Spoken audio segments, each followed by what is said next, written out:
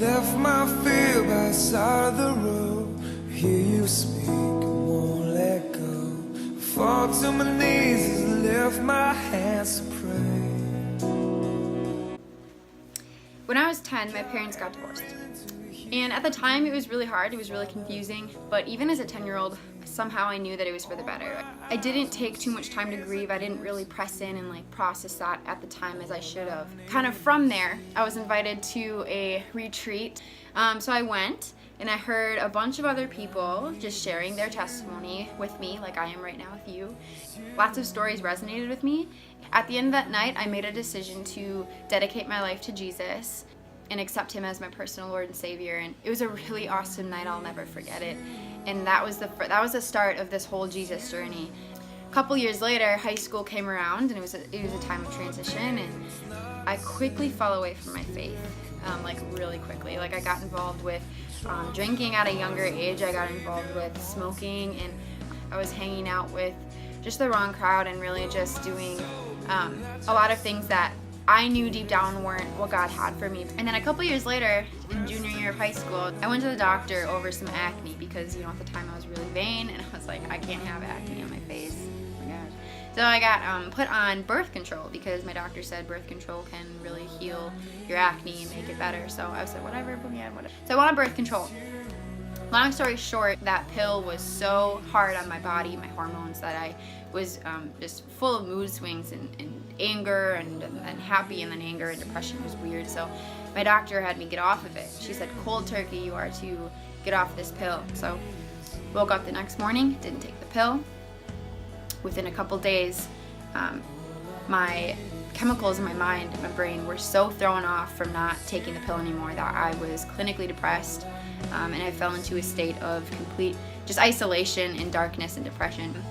Quickly started isolating from my friends, quickly started finding that alone time was the only time I could feel slightly normal. People at school were noticing I was socially awkward. I wasn't really interacting with anyone. A lot of my days were filled with literally laying on our living room floor and just screaming out to the Lord, crying and asking him to help me. And my mom couldn't leave me alone for more than 10 minutes at a time. She missed out on a lot of work during those months. She missed out on a lot of stuff with her friends to just literally be physically next to me to make sure that I was okay. Finally, I went to church one night, and I stood with my pastor and I prayed with him, and he prayed for me to receive Jesus back into my life again. I thought, overnight it's gonna be better, no more depression, but ultimately the depression lasted for about 6 months. Although I knew I was getting back to a better place, it was a really hard journey, and it tested my faith.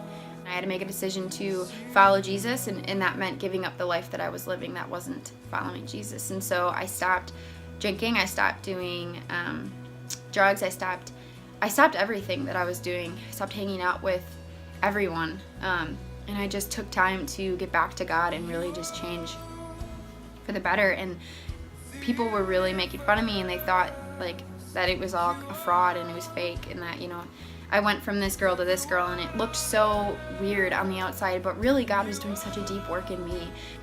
And so months later, through the depression, one night it got so bad. On my way home from work, I was planning how I would take my life that night. I couldn't do it anymore, so I made the decision to end my life that night. And I came up abruptly to a stoplight, and my eyes met the license plate in front of me, and it said, "Trust in God."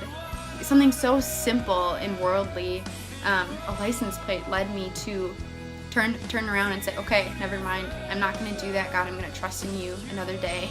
Thank God I did, because within a week, I met some really awesome people at my church, at my youth group, and we started hanging out, and I just started feeling this newfound joy, and the depression started lightening, and I just started feeling so much better because I had just decided in that moment not to give up, but to just follow God one more day. Through that, he brought me some amazing people to just come around me and chase God with me. He showed me that living a life on the outskirts, if you will, for God, and not being in the center of the spotlight and not being known by the world, but being known by Jesus, that how much more worth it that was. It was just freedom, it was redemption, it was just restoration. It was exactly what I think God had wanted me to feel all along. Skipping ahead, he led me to the college of my dreams with a bunch of other awesome people who love Jesus. He got me involved in an organization called Crew, where I've gotten to go on mission trips. I went to Australia. We got to talk to people just like me, girls who are battling the same depression and anxiety, and share our testimonies with them and just help them find their niche with the Lord. It's been so amazing just to see how God has taken my life and transformed it for His glory.